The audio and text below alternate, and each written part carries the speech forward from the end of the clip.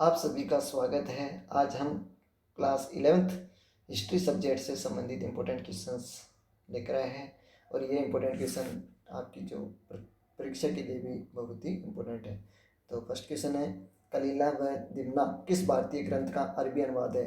Option है पंचतंत्र, महाभारत, अर्थशास्त्र, हर्षचरित्र। तो इसका आंसर होगा पंचतंत्र।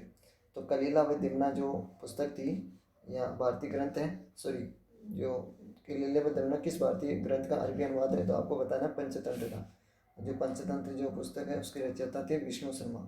तो ये विष्णु शर्मा की पुस्तक है और इसी पुस्तक का अनेक भाषाओं में अनुवाद हो चुका है और इन्हीं अनुवादों में एक अरबी अनुवाद है जो किस नाम से किया गया था? कलीला व दिमना के नाम से। नेक्स्ट क्वेश्चन है, चिकित्सा के सिद्धांत या अल कानूनी फिलतिब की पुस्तक के रचयिता कौन थे? यानी जो चिकित्सा के सिद्धांत है उस पुस्तक के रचयिता कौन थे? ऑप्शन है इब्न सीना, अली, उमर, अब्दुल मलिक। तो इसका आंसर होगा इब्न सीना। तो चिकित्सा के सिद्धांत नामक पुस्तक किसने लिखी है? इब्न सीना की पुस्तक है। वेरी इंपॉर्टेंट क्वेश्चन है। नेक्स्ट क्वेश्चन है, धर्म युद्ध कब से कब तक चले? ऑप्शन है 1095 से लेकर 1293 तक, 1195 से लेकर 1391 तक, 1200 से 1311 या 1000 से 2000 ईस्वी तक। तो इसका आंसर होगा 1095 से लेकर 1293 तक जो धर्म युद्ध चले थे। देखो धर्म युद्ध क्या है, तो इसमें आपको पूछा जा सकता है धर्म युद्ध क्या है। तो ये 1095 से 1293 के बीच में लड़े गए और हुआ यह था कि 638 में, यानी 638 ईस्वी में जो अरब थे या अरब मुसलमान थे, उन मुसलमानों ने जो जेरूसलम नामक स्थान पर अधिकार कर लिया था और ये जेरूसलम जो स्थान था वो ईसाइयों के लिए पवित्र स्थान था और इसी जेरूसलम को अरबों या मुसलमानों से स्वतंत्र करवाने के लिए जो यूरोप के जो ईसाई थे, यूरोप के जो ईसाइयों जो मुसलमानों के द्वारा जो युद्ध लड़े गए थे वही युद्ध धर्म युद्ध के रूप में जाने जाते हैं। नेक्स्ट क्वेश्चन है, अरब द्वारा जेरूसलम पर कब अधिकार किया गया? जो अरब थे या अरबों के द्वारा, अरब या अरबों के द्वारा जो जेरूसलम है ईसाइयों का जो स्थान था उस पर कब अधिकार किया गया था? ऑप्शन है 638, 538, 738 या 438। तो इसका आंसर होगा 638। तो 638 ईस्वी में अरबों ने जेरूसलम पर अधिकार कर लिया था। नेक्स्ट क्वेश्चन है, 8वीं तथा 9वीं शताब्दियों में कानून की 4 शाखाओं में नहीं थी। तो 8वीं या 9वीं शताब्दी में जो कानून की 4 शाखाओं का विकास हुआ था और इन्हीं यानी कानून की जो 4 शाखाएं विकसित हुई थी, इन्हीं 4 शाखाओं में एक तो यानी कौन सी नहीं थी वो पूछा गया है। तो ऑप्शन है मलिकी, हनफी, हनबनी या सरारा। तो इसका आंसर होगा सरारा। सरारा नहीं थी, इसके स्थान पे थी सफ़ोई। तो सफ़ोई जो नामक एक चौथी जो शाखा थी कानून की, तो 4 शाखाएं हो गई, मलिकी, हनफी, हनबनी और सफ़ोई, जबकि इनमें सबसे जो रूढ़िवादी शाखा थी वो हनबनी थी। तो सबसे रूढ़िवादी आपसे पूछे कि सबसे रूढ़िवादी कौन सी है, तो आपको हनबनी करना है। नेक्स्ट क्वेश्चन है, निम्न में से उमैयद वंश के बारे में असत्य कथन है। उमैयद वंश की स्थापना मुआविया ने की। यह 661 ईस्वी से 750 ईस्वी तक रहा। इसकी राजधानी बगदाद थी। अंतिम उमैयद खलीफा मारवान था। तो इसका आंसर होगा इसकी राजधानी बगदाद थी। तो देखो इसमें असत्य कथन पूछा गया है, तो उमैयद वंश के बारे में असत्य कथन कौन सा था? तो यह सही है, उमैयद वंश की स्थापना मुआविया ने की थी। यह है 661 से लेकर 750 ईस्वी तक जो उमैयद वंश रहा और जो अंतिम खलीफा जो मारवान था, लेकिन इसकी राजधानी बगदाद नहीं थी। तो आपको बगदाद नहीं, इसकी जो राजधानी थी वो थी दमिश्क। तो उमैयद वंश की राजधानी कौन सी थी? दमिश्क। जबकि बगदाद किसकी राजधानी थी? तो बगदाद आपसे पूछे तो अब्बासियों की। तो अब्बासी वंश जो था उसकी राजधानी कौन सी थी? बगदाद। और इसके लिए याद करने के लिए इसमें अब्बासी में ब आ रहा है, जबकि बगदाद में भी क्या आ रहा है? ब आ रहा है। नेक्स्ट क्वेश्चन है, ड्रेसल क्या था? ऑप्शन है ओवन आकार की झोपड़ियाँ, पहाड़ियों की चोटियों पर बसे हुए गांव, जैतून के तेल को ले जाने के लिए कंटेनर या स्पेन के राजा का नाम। तो इसका आंसर होगा जैतून के तेल को ले जाने के लिए जो कंटेनर होते थे वो ड्रेसल बीस के रूप में जाने गए। तो वेरी इंपॉर्टेंट क्वेश्चन है, ड्रेसल बीस क्या है? तो स्पेन जो देश है वहाँ पर जैतून के तेल को ले जाने के लिए कंटेनर बनाए जाते थे, वो ड्रेसल बीस थे। नेक्स्ट क्वेश्चन है, रोमन साम्राज्य के राजनीतिक इतिहास में 3 मुख्य खिलाड़ियों में कौन शामिल नहीं था? तो 3 मुख्य खिलाड़ी थे रोमन साम्राज्य के, 3 मुख्य खिलाड़ी, उनमें कौन शामिल नहीं था? ये नहीं था। ऑप्शन है सम्राट, अभिजात वर्ग, सेना या नगरवासी। तो इसका आंसर होगा नगरवासी। तो इसमें 3 खिलाड़ियों में सम्राट भी था, अभिजात वर्ग भी था, सेना भी था, लेकिन नगरवासी नहीं आएंगे। ठीक है। फिर नेक्स्ट क्वेश्चन है, कागज़ का आविष्कार सर्वप्रथम किस देश में हुआ? ऑप्शन है भारत, चीन, नेपाल या भूटान। तो इसका आंसर होगा चीन। तो विश्व में सबसे पहले कागज़ का आविष्कार चीन में हुआ, और चीन से कागज़ बनाना सीखा था अरबों ने, और अरबों से जो कागज़ बनाना सीखा था यूरोप वासियों ने। तो यूरोप वासियों ने या यूरोप के लोगों ने जो कागज़ बनाना सीखा अरबों से। फिर नेक्स्ट क्वेश्चन है, हादजा कौन थे? ऑप्शन है शिकारियों तथा संग्राहकों का समूह, किसानों का समूह, प्रजाओं का समूह या व्यापारियों का समूह। तो इसका आंसर होगा शिकारियों व संग्राहकों का समूह। तो शिकारियों व संग्राहकों का समूह क्या कहलाता था? हादजा कहलाता था। तो ये क्वेश्चन भी बहुत इंपॉर्टेंट है कि जो हादजा थे वो कौन थे? तो आपको बताना है जो शिकारी, जो संग्राहक होते थे वो क्या कहलाते थे? हादजा।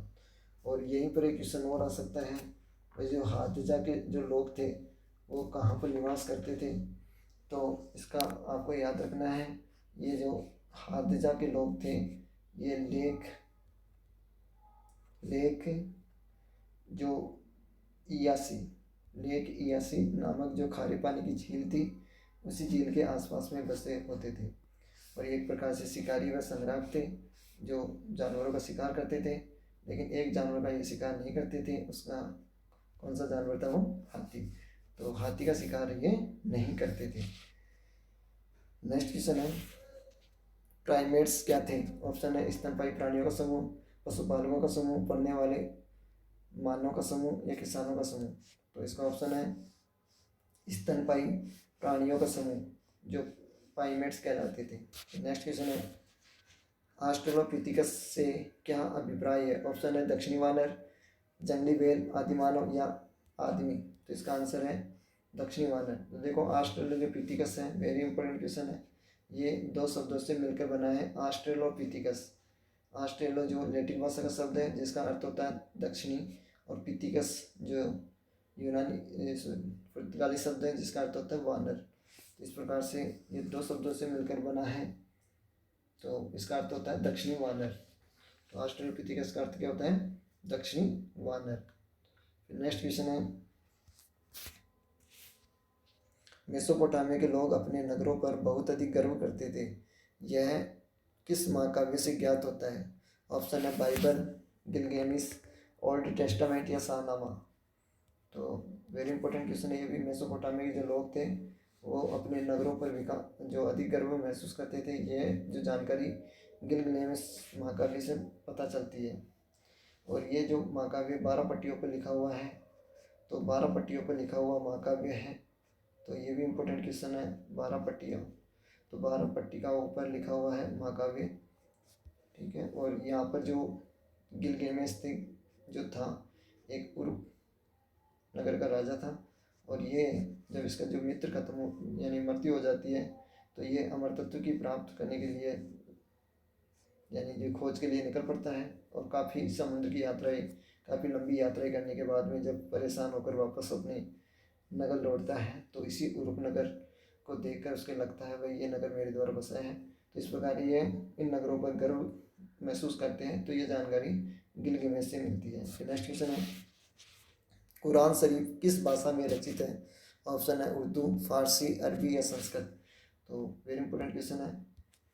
तो कुरान शरीफ, कुरान जो मुस्लिम धार्मिक ग्रंथ है, और ये कौन सी भाषा में लिखा हुआ है? ऑप्शन है उर्दू, फारसी, अरबी या संस्कृत। तो इसका आंसर है अरबी। तो ये अरबी भाषा में लिखा हुआ है, और ये 114 अध्याय जिनको सूरा भी कहते हैं, तो 114 अध्याय या सूराओं में लिखा हुआ है। नेक्स्ट क्वेश्चन है, सामंतवाद शब्द का बना है? सामंतवाद शब्द बना है, ऑप्शन है संस्कृत शब्द एज से, हिंदी शब्द पेज से, अंग्रेजी शब्द ब्लूम से या जर्मन शब्द फ्यूड से। तो इसका आंसर होगा जर्मन शब्द फ्यूड। तो ये जर्मन शब्द फ्यूड से बना है। तो वेरी इंपॉर्टेंट है, फ्यूड से बना है और फ्यूड का अर्थ होता है एक भूमि का टुकड़ा। तो एक भूमि का टुकड़ा होता है। फ्यूड का अर्थ क्या होता है? भूमि का टुकड़ा। तो ये सामंतवाद शब्द जर्मन शब्द फ्यूड से बना है। नेक्स्ट क्वेश्चन है, मध्य यूरोप में आर्थिक संस्था का आधार क्या था? ऑप्शन है श्रेणी या गिल्ड, फायर, टेली या मेनर। तो इसका आंसर होगा श्रेणी या गिल्ड। तो मध्यकालीन यूरोप में जो आर्थिक संस्था का जो आधार था वो श्रेणी या गिल्ड कहलाते थे। तो वेरी इंपॉर्टेंट क्वेश्चन है। जबकि टेली क्या था? तो टेली एक प्रकार से कर था जो 10वां भाग लिया जाता था। तो 10वां भाग जो यानी आय का जो 10वां भाग वसूल करते थे टेली, ठीक है। और जो मेनर होते थे, ये मेनर क्या थे? जो अभिजात वर्ग है, अभिजात या जो लाड होता था, इस लाड का जो घर होते थे वो क्या कहलाते थे? मेनर कहलाते थे। तो इस प्रकार से श्रेणी या गिल्ड जो यूरोप में आर्थिक संस्था का आधार थे। नेक्स्ट क्वेश्चन है, सामंती समाज पुस्तक के रचयिता कौन थे? ऑप्शन है Marc Bloch, Karl Marx, Marconi या सालमेन। तो इसका आंसर होगा मार्क ब्लॉक। तो सामंती समाज नामक पुस्तक के रचयिता मार्क ब्लॉक थे। और ये मार्क ब्लॉक जो फ्रांस के प्रसिद्ध विद्वान थे जिन्होंने सामंतवाद पर अपने विचार दिए थे। नेक्स्ट क्वेश्चन है, फ्रांस के शासकों का लोगों से जुड़ाव किस प्रथा के कारण था? ऑप्शन है कैपिटल, वेस्लेज, कैथेड्रल या टीथ। तो इसका आंसर होगा वेस्लेज। तो वेस्लेज नामक एक प्रथा थी, इसी प्रथा के कारण फ्रांस के जो राजा थे उनका लोगों से जुड़ाव था। नेक्स्ट क्वेश्चन है, आभे से क्या तात्पर्य है? ऑप्शन है मठ, उद्यान, महल या प्रजा के आवास। तो इसका आंसर होगा मठ। तो आभे क्या था? एक प्रकार से ये मठ होते थे। और नेक्स्ट क्वेश्चन है, गाल किस साम्राज्य का एक प्रांत था? ऑप्शन है ब्रिटिश साम्राज्य का, रोमन साम्राज्य का, भारतीय साम्राज्य का या यहूदी साम्राज्य का। तो इसका आंसर है रोमन साम्राज्य का। तो गौल एक रोमन साम्राज्य का प्रांत था और बाद में जो जर्मन से एक जनजाति आकर बसती थी और इसी ने गौल प्रांत को फ्रांस के रूप में परिवर्तित कर दिया था। तो यही गौल फ्रांस के रूप में जाना गया था। नेक्स्ट क्वेश्चन है, प्रथम धर्म युद्ध के दौरान ईसाइयों ने सीरिया, फिलिस्तीन के क्षेत्र जीते। इन राज्यों को क्या कहा जाता था? तो जब प्रथम धर्म युद्ध हुआ था उसी दौरान ईसाइयों ने सीरिया व फिलिस्तीन के कई क्षेत्र जीते थे और इन्हीं जीते हुए राज्यों को क्या नाम दिया गया था? तो वो है ऑप्शन है राउटरेमर, फेंक, खराज या हदीद। तो इसका आंसर है आउटरेमर। तो बहुत इंपॉर्टेंट क्वेश्चन है, आउटरेमर क्या थे? क्वेश्चन आ सकता है। तो आपको बताना है कि धर्मयुद्ध के दौरान ईसाइयों ने जो सीरिया व फिलिस्तीन के जो क्षेत्र जीते थे इन्हीं राज्यों को आउटरेमर कहा गया है। नेक्स्ट क्वेश्चन है, हिजरी वर्ष सौर वर्ष से कितने दिन कम था? तो कितने दिन कम था? तो यहाँ पर कम आएगा, कितने दिन कम होता था? तो ऑप्शन है 10 दिन, 11 दिन, 12 दिन या 13 दिन। तो इसका आंसर है 11 दिन। तो हिजरी वर्ष सौर वर्ष से कितने दिन कम था? ये 11 दिन। नेक्स्ट क्वेश्चन है, नई फारसी कविता का जनक कौन था? ऑप्शन है रुदगी, फिरदौसी, अब्बादीन या बेदुइन। तो इसका आंसर है रुदगी। तो नई फारसी कविता का जनक कौन था? रुदगी। नेक्स्ट क्वेश्चन है, इस्लामी राज्य के 4 फौजी शहरों में शामिल नहीं था। ऑप्शन है कोफा, इराक जो इराक में था, बसरा ये भी इराक में था, फुस्तात मिस्र में या मेसोपोटामिया इराक में। तो मेसोपोटामिया इस्लामी जो राज्य है उसके 4 फौजी शहर थे। इन 4 फौजी शहरों में कौन सा शहर शामिल नहीं था ये बताना है। तो इसका आंसर आएगा मेसोपोटामिया। इसमें मेसोपोटामिया शामिल नहीं था, इसके स्थान पर था काहिरा। तो चौथा शहर काहिरा था जो कहाँ पर था? मिस्र में। तो इस प्रकार से ये फौजी शहर थे 4, कोफा जो बसरा इराक में है, फुस्तात मिस्र में है और काहिरा जो भी मिस्र में। तो इसमें यहाँ पे जो 4 खोजी शहरों में कौन शामिल नहीं था, तो यहाँ मेसोपोटामिया शामिल नहीं था। नेक्स्ट क्वेश्चन है, प्रिंसिपेट से क्या अभिप्राय है? ऑप्शन है रोमन सम्राट अगस्टस द्वारा जो 27 ईसा पूर्व में जो द्वारा स्थापित राज्य, जनजातियों का समूह, राजाओं का समूह, या रोम का एक निकाय। तो इसका आंसर होगा ऑगस्टस सम्राट, जो रोम का सम्राट है ऑगस्टस, उसके द्वारा 27 ईसा पूर्व में स्थापित राज्य ही प्रिंसिपेट कहलाया। प्रिंसिपेट वेरी इंपॉर्टेंट क्वेश्चन, प्रिंसिपेट क्या है? तो रोमन सम्राट अगस्टस द्वारा 27 ईसा पूर्व में स्थापित राज्य। नेक्स्ट क्वेश्चन है, सोलिडस क्या था? ऑप्शन है रोम साम्राज्य का चांदी का सिक्का, रोम साम्राज्य का सोने का सिक्का, रोम साम्राज्य का तांबे का सिक्का, या रोम साम्राज्य का मिस्री सिक्का। तो यहाँ पर आंसर होएगा रोम साम्राज्य का सोने का सिक्का। तो सोलिडस एक प्रकार से सोने का सिक्का था जो रोम के सम्राट कॉन्स्टेंटाइन के द्वारा चलाया गया था। नेक्स्ट क्वेश्चन है, असीरिया का अंतिम शासक अशुरबनीपाल ने कहाँ पर एक पुस्तकालय की स्थापना की थी? ऑप्शन है दमिश्क, बगदाद, निन्वे, या उरुक। इसका आंसर होगा निन्वे में। तो असीरिया का राजा था अंतिम शासक जिसका नाम था अशुरबनीपाल, और इसी अशुरबनीपाल ने एक पुस्तकालय बनवाया था और वो अपनी राजधानी में बनवाया था। कहाँ पर थी इसकी राजधानी? निन्वे। वेरी इंपॉर्टेंट क्वेश्चन है। नेक्स्ट क्वेश्चन है, सिकंदर द्वारा बेबीलोनिया को कब जीता गया?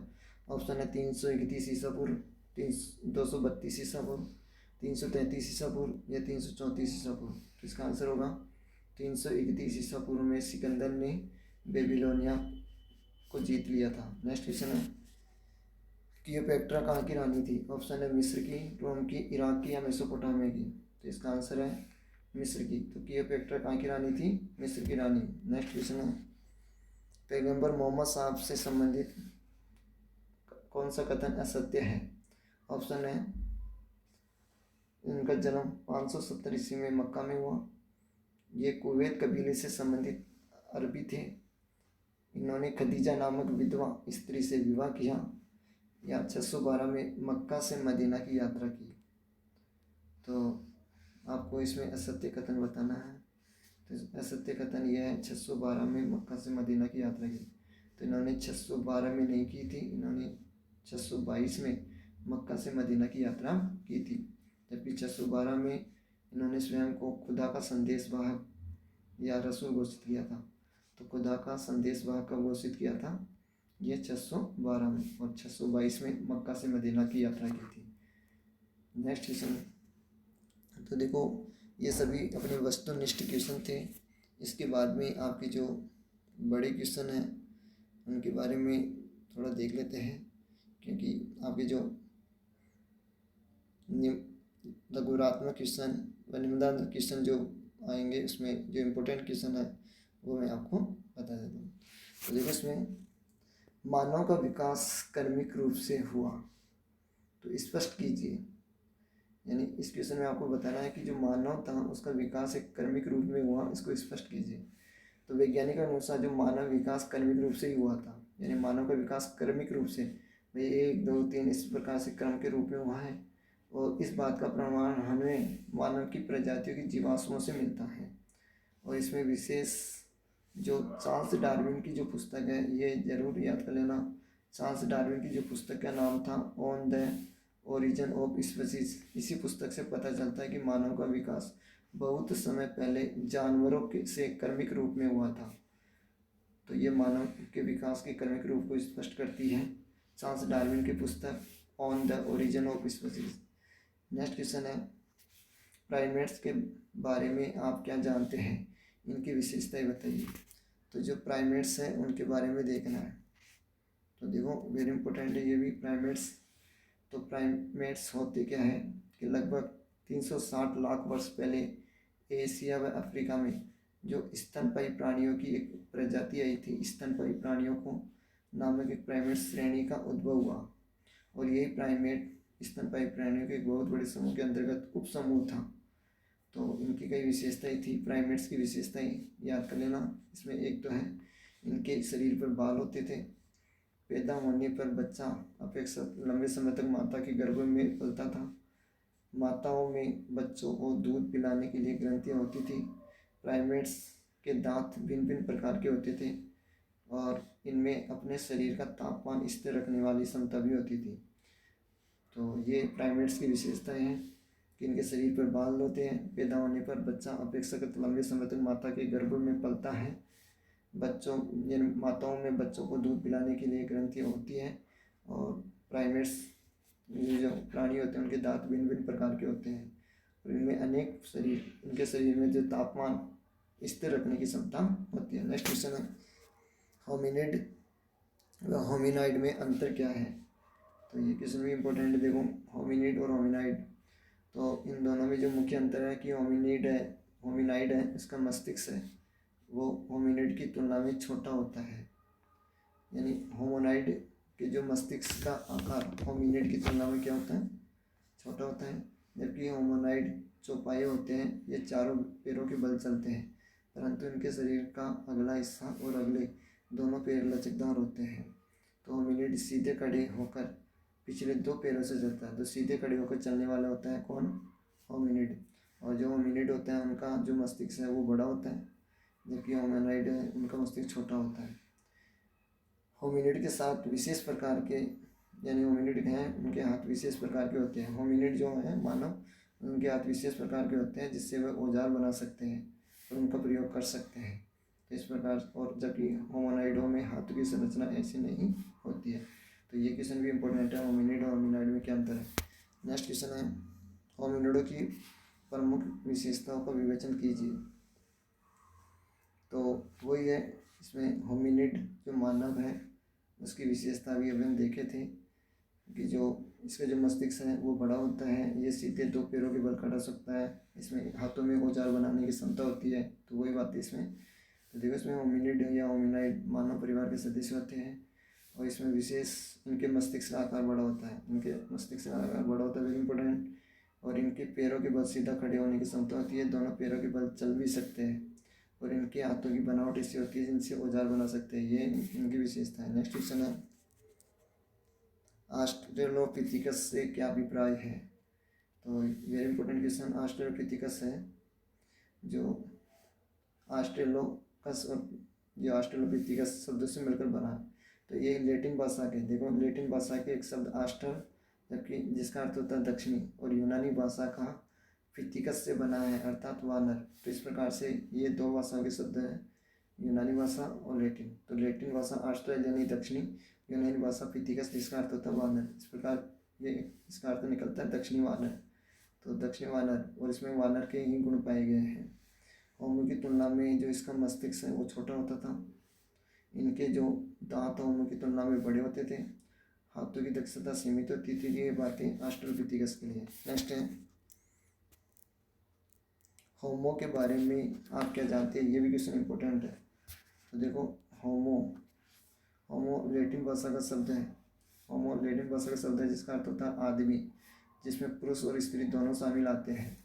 और होमो की जो विशेषता है कि इसमें होमो की जो प्रजातियों को मुख्य रूप से तीन भागों में बांटा गया है। एक तो होमो एबिलिस, होमो इरेक्टस और होमो सैपियंस। होमो एबिलिस होते हैं औजार बनाने में, यानी औजार बनाने वाले प्रथम मानव के रूप में जाने जाते हैं। होमो इरेक्टस सीधे खड़े होकर चलने वाले मानव के रूप में, जबकि होमो सैपियंस प्राग या बुद्धिशील मानव के रूप में माने गए।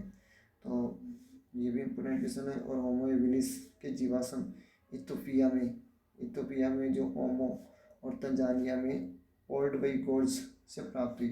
तो ये क्वेश्चन वेरी इंपॉर्टेंट है। ओल्ड वई गोर्ज कहाँ पर है? तंजानिया। और ओमो कहाँ है? इथोपिया। तो इथोपिया में ओमो और तंजानिया में ओल्ड वई गोर्ज से कौन से मानव के होमो हेबिलस यानी जो औजार बनाने वाला मानव है उसके अवशेष मिले हैं। जबकि होमो इरेक्टस जो मानव है उसके प्राचीनतम अवशेष अफ्रीका और एशिया दोनों महाद्वीपों से मिले थे। नेक्स्ट क्वेश्चन है, ऑस्ट्रेलोपिथिकस व होमो के बीच में क्या अंतर है? तो वही है इनका अंतर कि जो ऑस्ट्रेलोपिथिकस है उनका जो मस्तिष्क है होमो की तुलना में होमो के मस्तिष्क से बड़ा होता था। होमो के जबड़े बाहर की ओर कम निकले होते थे तथा दांत छोटे होते थे। तो ये क्वेश्चन बन सकते हैं इनसे। नेक्स्ट है, होमोनाइड्स की प्रमुख विशेषताएं बताइए। यानी होमोनाइड्स इसमें रहने दे। इसमें नेक्स्ट है ये यहाँ से क्वेश्चन बन सकते हैं। देखो मेसोपोटामिया है, उसमें लेखन कार्य की शुरुआत कब से हुई? तो यहाँ पर आपको याद रखना है 3200 ईसा पूर्व में, लगभग 3200 ईसा पूर्व में मेसोपोटामिया में लेखन कार्य शुरू हुआ था। और एक यहाँ पर जो कीलाका लिपि यानी मेसोपोटामिया की जो लिपि थी वो कौन सी थी? कीलाका लिपि। उसका विकास कब हुआ था? 2600 ईसा पूर्व में। इसको भी याद करना है। नेक्स्ट है सुमेरिया भाषा। इनकी भाषा कौन सी थी?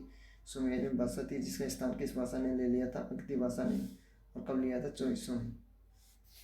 नेक्स्ट क्वेश्चन है वेरी इंपॉर्टेंट, यानी लोहे का प्रयोग 1000 ईसा पूर्व में स्टार्ट हुआ था। लोहे का प्रयोग, तो लोहे का प्रयोग 1000 ईसा पूर्व से। और नेक्स्ट है सिकंदर ने बेबीलोनिया को कब जीता था? 631 ईसा पूर्व में। ये इंपॉर्टेंट है। नेक्स्ट है तो देखो इसमें ये क्वेश्चन भी इम्पोर्टेंट हो सकता है। इसमें आपको जल प्लावन के बारे में, यानी जल प्लावन के बारे में अनेक समाजों में अपनी पौराणिक कथाएं मान्यता है। तो अपने जैसे भारत में भी जल प्लावन की यानी पौराणिक कथाएं मान्यता है, तो वैसे ही विश्व में भी अलग अलग समाजों में ये मान्यता है। तो देखो इसके बारे में क्या क्या है। तो सबसे पहले इतिहास में महत्वपूर्ण परिवर्तनों से अतीत को अपने ढंग से अभिव्यक्त करती है। तो यहूदियों की जो बाइबल है उसमें जल प्लावन के में पृथ्वी पर संपूर्ण जीवन को नष्ट करने वाला था। तो इसमें बाइबल ये बताता है कि जो जल प्लावन था, प्लावन, तो ये उस समय पृथ्वी पर संपूर्ण जीवन को नष्ट करने वाला था, परंतु ईश्वर ने जल प्लावन के बाद जीवन को पृथ्वी पर सुरक्षित रखने की जिम्मेदारी नोवा नामक व्यक्ति को दी थी। तो यहाँ पर थोड़ा याद रखना है, बाइबल के अनुसार यानी पृथ्वी को बचाने की जिम्मेदारी किसको दी गई थी? नोवा मनुष्य था, और नोवा ने सभी जीव जंतुओं की एक एक जोड़ी अपनी नाव में बैठा लिया था, और यहीं से ये इनको बचाता है। तो ये थोड़ा याद रखना है नोवा के बारे में। नेक्स्ट क्वेश्चन है अशुरबनिपाल और नेबोनिड्स ने मेसोपोटामिया की प्राचीन परंपरा को कद्र की। तो इसको स्पष्ट करने के लिए कह रहा है। तो ये दोनों ही इंपॉर्टेंट है, एक तो अशुरबनिपाल और एक नेबोनिड्स। ये दोनों मेसोपोटामिया की प्राचीन परंपराओं को सुरक्षित रखे। कैसे रखे? जो अशुरबनिपाल था, देखो असीरिया का जो राजा था, अंतिम शासक, उसका नाम अशुरबनिपाल ही था, और ये 668 से 627 ईसा पूर्व में रहा था। इसने अपनी राजधानी, जिसका नाम था नीनिवे, तो अपनी राजधानी नीनिवे में एक पुस्तकालय बनवाया था। ये सबसे इम्पोर्टेंट बात है। और इसी पुस्तकालय में इतिहास, महाकाव्य, शकुन साहित्य, ज्योतिष विद्या, स्तुतियाँ, कविताओं की पट्टिकाओं को इकट्ठा करके यानी इकट्ठा करने का प्रयास किया, और सफल भी हुआ। और इसने कई लिपियों की खोज की। तो इस प्रकार लिपिकों को विद्यालय में पढ़ना लिखना, ये सब बातें इसमें है। तो पढ़ना लिखना सिखाया था तथा उन्हें बड़ी संख्या में पट्टिकाओं की नकल तैयार करवाई थी। तो ये सभी बातें इसके लिए इम्पोर्टेंट है। और गिलगामेश जो महाकाव्य था वो भी पट्टिकाओं प्राप्त की। तो इस प्रकार से अशुरबनिपाल जो था उसने उल्लेख करवाया था कि मैं अशुरबनिपाल ब्रह्मांड का सम्राट, असीरिया का शासक, जिसे देवताओं ने विशाल बुद्धि प्रदान की है। तो ये सभी बातें अपनी बता रहा है। और उसने 99 में जो पुस्तकालय बनवाई दिया था। और इस पुस्तकालय की और भी खासियत, ये बातें याद कर लेना, इसमें कुल मिलाकर 1000 मूल ग्रंथ थे। तो इस पुस्तकालय में कितने ग्रंथ थे? 1000 मूल ग्रंथ थे, जबकि 30,000 पट्टिकाएँ थी। नेक्स्ट क्वेश्चन है, इसमें नेबोनिडस से भी क्वेश्चन बन सकता है। तो देखो नेबोनिड्स के बारे में की बात करें तो ये स्वतंत्र बेबीलोनिया का अंतिम शासक था, नेबोनिड्स। और इसने उर के नगर देवताओं ने उसे सपने में दर्शन दिए थे कि जो इसमें मेंशन है कि उनके जो पुरातन नगर में एक महिला पुरोहित को नियुक्त करने का आदेश दिया गया था। वह एक महिला पुरोहित को नियुक्त करने का आदेश दिया, जिससे बताया कि एक बहुत पुराने राजा का पटलेख मिला है। इस प्रकार से इस महिला को नियुक्त करने की बात कही, और नेबोनिड्स ने फिर बाद में अपनी ही पुत्री को महिला पुरोहित के रूप में प्रतिष्ठित किया था। और एक मूर्ति का भी इसने किया था, यानी देवता के प्रति भक्ति और राजा के प्रति निष्ठा व्यक्त की थी। इस प्रकार इस राजा के बारे में जानकारी मिलती है। नेक्स्ट क्वेश्चन है, ये क्वेश्चन भी बहुत इंपॉर्टेंट है। यानी विश्व को मेसोपोटामिया की 2 देन बतानी है, तो मेसोपोटामिया की सबसे इम्पोर्टेंट देन एक तो कालगणना, यानी पूरे विश्व को कालगणना जो प्रदान की थी, ये देन किसकी है? मेसोपोटामिया की। और एक गणित की विद्वतापूर्ण परंपरा का विकास करना।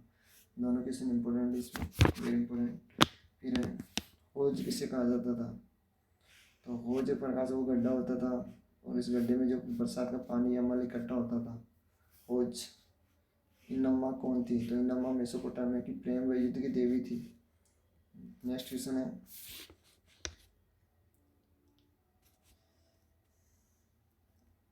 ये वही क्वेश्चन आएगा, बाइबल में जल प्लावन की घटना का वर्णन कीजिए। तो जल प्लावन की वही घटना है कि संपूर्ण पृथ्वी जो जल प्लावन से नष्ट होने वाली थी, और इसमें जो ईश्वर ने पृथ्वी को बचाने का दायित्व जो सौंपा था वो नोवा को दिया। नोवा ने जो प्रत्येक जानवर की एक एक जोड़ी अपनी नाव में विशाल नाव बनाई और उसमें रख ली, और इस प्रकार से यानी यानी सभी जीवों की रक्षा की। तो नोवा था वो। नेक्स्ट क्वेश्चन है मेसोपोटामिया के परंपरागत साहित्य में वर्णित जल प्लावन का वर्णन कीजिए। अब ये मेसोपोटामिया के परंपरागत साहित्य के अनुसार पूछ रहा है। तो इसमें यानी जल प्लावन आख्यान पर बताया गया है कि देवता यानी मनुष्य जाति को नष्ट करने में उतारू हो गए थे, और उन्हीं में यानी एनकी ने जीव शूद्र एक व्यक्ति है, बाइबल में नोवा था, यहाँ पर जीव शूद्र नामक एक व्यक्ति को रहस्य बता दिया, और एनकी के आदेश अनुसार विशाल नौका बनाई गई। तो एक नाव वही बातें, एक विशाल नौका बनाई गई जिसमें अनेक जीव जंतु की जोड़ियों को उसमें रखा गया, और परिवार को भी उनके नाव पर चढ़ा दिया गया। तो इस प्रकार से 7 ही दिन तक चलता रहा, और पृथ्वी को यानी देवताओं की बलि दी, और जिससे बहुत प्रसन्न हुए और अमर तत्व प्रदान किया, और दिलमुन पर्वत पर स्थान दिया। तो इस प्रकार से यहाँ पर इस व्यक्ति का नाम याद करना, जीव शूद्र।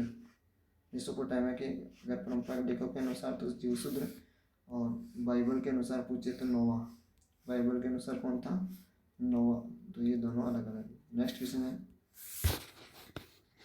मेसोपोटामिया के दक्षिणी भाग में सबसे पहले नगरों का प्रादुर्भाव होने का क्या कारण था? तो ये भी इम्पोर्टेंट क्वेश्चन है। यानी मेसोपोटामिया के जो कौन से भाग में नगरों का विकास हुआ था सबसे पहले? तो ये दक्षिणी भाग में नगरों का विकास हुआ था। इसका सबसे इम्पोर्टेंट कारण ये भी था कि इन रेगिस्तानी शहरों में भरण पोषण का साधन बन सकने की क्षमता थी, क्योंकि फरात और दजला नामक नदियाँ उत्तरी पहाड़ी से निकलकर अपने उपजाऊ बारीक मिट्टी लाती थी।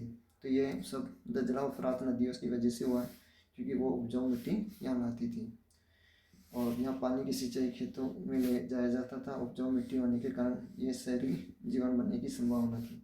नेक्स्ट ये है कि फरात नदी रेगिस्तान में प्रवेश करने के बाद में कई धारों में बढ़कर अनेक कभी कभी इन्हीं धारों में बाढ़ आ जाती थी, जिससे धाराएं सिंचाई की नहरों में काम देती थी।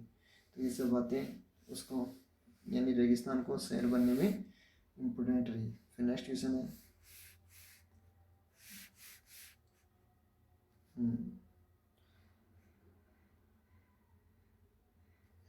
इसमें ऐसे कोई इम्पोर्टेंट नहीं है। मेसोपोटामिया में कितने प्रकार के, ये इंपॉर्टेंट क्वेश्चन है कि मेसोपोटामिया में कितने प्रकार के नगरों का विकास हुआ? तो 3 प्रकार के नगर, एक तो मंदिर नगर थे, एक व्यापारिक नगर थे, और एक शाही नगर थे।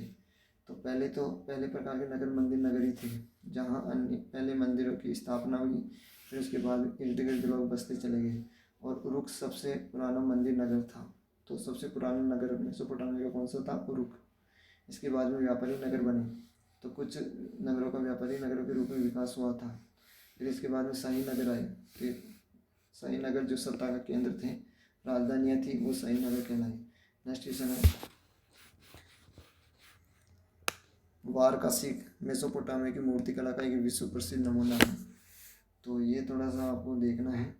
इसमें देखो, जो उरुक नामक नगर में 3000 ईसा पूर्व स्त्री का सिर एक सफ़ेद संगमरमर को तराश कर बनाया गया था। इसकी आंखें, बोहें, नीले लाजवर्त, सफ़ेद डामर ये सब चढ़ाई गई थी। तो ये थोड़ा यहाँ पे याद रखना। फिर है इसके बाद में ये इम्पोर्टेंट क्वेश्चन है, मेसोपोटामिया की जो लिपि थी वो कैसी थी? कीलाकार लिपि थी। इसी के बारे में कह रहा है कि लोग लेखन कला से क्या थे? परिचित। मेसोपोटामिया के लोग पढ़ना लिखना जानते थे, लेखन कला से परिचित थे। उनकी अपनी लिपि थी और वो लिपि का क्या नाम था? कीला का। ये पट्टिकाओं का प्रयोग करते थे, जो मिट्टी की पट्टिकाएं सुखाकर बनाई जाती थी, सरकंडे की सहायता से लिखते थे। तो ये सब बातें इसमें आ जाएगी। नेक्स्ट क्वेश्चन है, मेसोपोटामिया में मंदिर निर्माण का महत्व बताइए। तो इसका आंसर मंदिर निर्माण, यानी जो मेसोपोटामिया जो मंदिर के जो निर्माण होते थे, यानी सबसे पहला जो ज्ञात मंदिर एक छोटा सा देवालय था, कच्ची ईंटों के बने होते थे। मंदिरों में देवी देवताओं के निवास स्थान थे। देवी देवताओं में उर्च चंद्रमा इम्पोर्टेंट था। इना माँ प्रेम की देवी थी। मंदिर ईंटों से बनाए जाते थे। धीरे धीरे उनका आकार बढ़ता गया। मंदिर खुले आंगनों के चारों तरफ कमरे भी बने होते थे, तो साधारण घर भी जैसे लगते थे, क्योंकि मंदिर भी देवताओं के घर ही थे और देवता पूजा केंद्र बने हुए थे। तो ये इम्पोर्टेंट क्वेश्चन है। नेक्स्ट है, गिलगिलमेश महाकाव्य में मेसोपोटामिया संस्कृति में शहरों के महत्व के बारे में क्या जानकारी मिलती है। तो ये भी इम्पोर्टेंट क्वेश्चन है आपके गिलगिलमेश महाकाव्य। इसको इम्पोर्टेंट याद करना है कि ये जो गिलगिलमेश शहरी जीवन की जो जानकारी मिलती है या नगरों पर जो घरों की बात पता चलती है, वो इसी महाकाव्य से पता चलती है। और ये महाकाव्य 12 पट्टिकाओं पर लिखा हुआ है और ये राजा कन्वर के कुछ रूपनगर के शासन किया था। तो इस प्रकार से इसके बारे में है। तो नेक्स्ट है, विश्व में मेसोपोटामिया की सभ्यता की क्या देन है। तो इसकी देन अपन देख चुके हैं। सबसे इम्पोर्टेंट तो काल गणना के बारे में, यानी इसने जो काल गणना के बारे में बताया था। इसके अलावा गणितीय पद्धतियाँ, यानी कुछ बटे गुणा भाग की तालिकाएँ, वर्गमूल, चक्रवर्ती ब्याज, इन सब बातें पता चलती है। मेसोपोटामिया की पृथ्वी के चारों चंद्रमा की परिक्रमा 12 महीने में करता है। ये सभी बातें पता चलती है। नेक्स्ट है, नेबोनिडस मेसोपोटामिया की प्राचीन परंपराओं का पालक था। तो ये भी क्वेश्चन नेबोनिडस का अपन देख चुके हैं। जो नेबोनिडस था वो जो स्वतंत्र बेबीलोनिया का अंतिम राजा था और उसने सपने में देखा था कि पूर्व नगर में देवता सुदूर दक्षिण के पूर्व पुरातन नगर का कार्य संभालने के लिए एक महिला पुरोहित को नियुक्ति करने की बात आदेश दे रहे थे। और बाद में राजा ने उन देवताओं के आदेश पर अपनी बेटी को महिला पुरोहित के रूप में नियुक्त भी किया था। तो ये सब बातें इसमें देखने को मिलेगी। और इसके अलावा नेबोनिडस ने लिखा था, देवताओं के प्रति भक्ति और राजा के प्रति अपनी निष्ठा के कारण वे कुशल शिल्पियों को बुलाया और अपने खंडित सिर बनवा दिया। तो एक टूटी हुई मूर्ति को बनवाई थी इसने, टूटी मूर्ति को बनवाया था इसने। और ये टूटी मूर्ति अक्कद के राजा सारगुन का नाम उत्कीर्ण था। तो इस मूर्ति पर अक्कद का जो राजा था ना, सारगुन, उसका नाम उत्कीर्ण था। तो ये थोड़ा याद करना है। जो नेबोनिडस है उसके पास में जो मूर्ति लाई गई थी उस पर किस राजा का नाम था। तो अक्कद के राजा सारगोन का जो नाम उत्कीर्ण था। बाद में इसी नेबोनिडस ने उस पर लिखवा दिया था कि मैंने इस मूर्ति को बनवाया। नेक्स्ट है, रोमन साम्राज्य के राजनीतिक इतिहास में कौन 3 मुख्य खिलाड़ी थे। तो ये भी इम्पोर्टेंट क्वेश्चन है। 3 मुख्य खिलाड़ी याद कर लो, एक तो सम्राट, एक सेनेट और एक सेना। सेनेट अभिजातीय वर्ग या धनी परिवार के छोटे समूह को कहा गया है, जिसको अभिजात वर्ग कहा जाता है। तो ये प्रमुख थे 3 वर्ग। फिर है इस्लाम का उदय।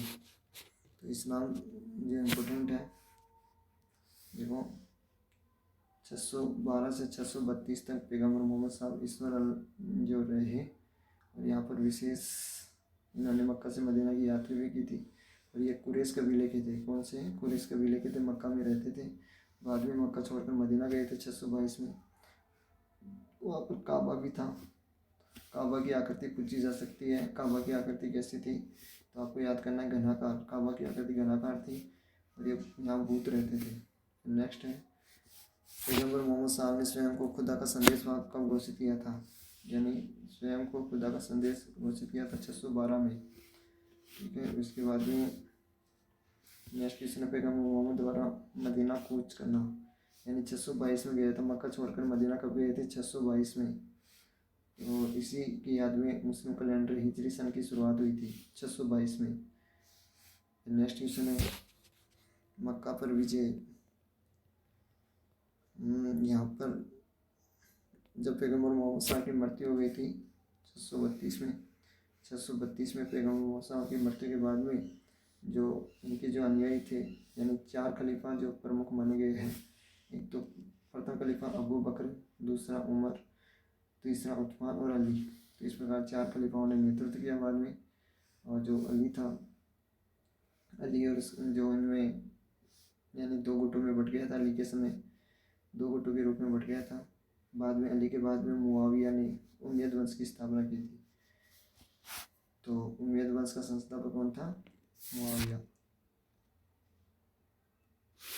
उमैयद वंश की स्थापना और राजतंत्र के अंदर, ये इंपॉर्टेंट क्वेश्चन है कि उमैयद वंश है उसका स्थापना 661 में किसने की थी? मुआविया ने की थी।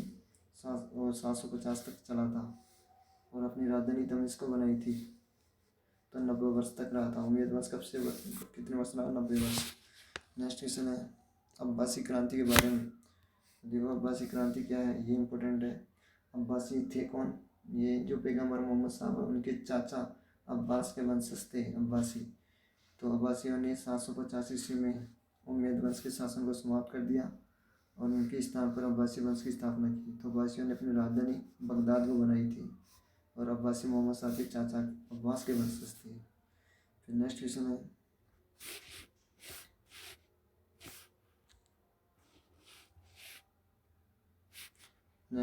इसमें खिलाफत का विघटन।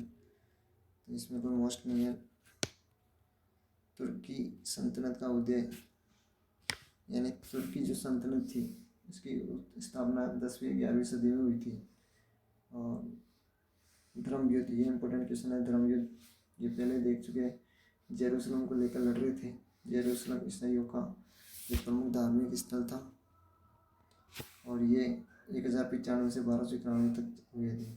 नेक्स्ट क्वेश्चन है अर्थव्यवस्था, इनकी शहरीकरण का प्रभाव हुआ, अर्थव्यवस्था का विकास हुआ, व्यापार में वृद्धि हुई, विद्या संस्कृति का विकास हुआ। विद्या संस्कृति से वह इस्लाम धर्म के समय जो यानी कुरान पर टीका लिखी गई थी वो सभी बातें इसमें। और कानून की 4 शाखाएं बनी थी उस समय, मलकी, हनफी, शफई, हनबली, फिर सूफी। इसके अलावा यहाँ ज्ञान व चिकित्सा के सिद्धांत नामक पुस्तक ये देख चुके हैं। नेक्स्ट क्वेश्चन है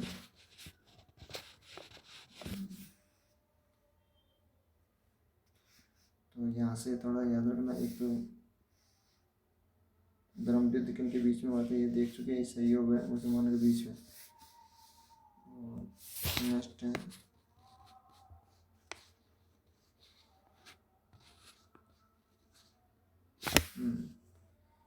तो आज ये आपके लिए इम्पोर्टेंट क्वेश्चन थे और बाकी जो नेक्स्ट वीडियो में मिलते हैं। जय हिंद, जय भारत।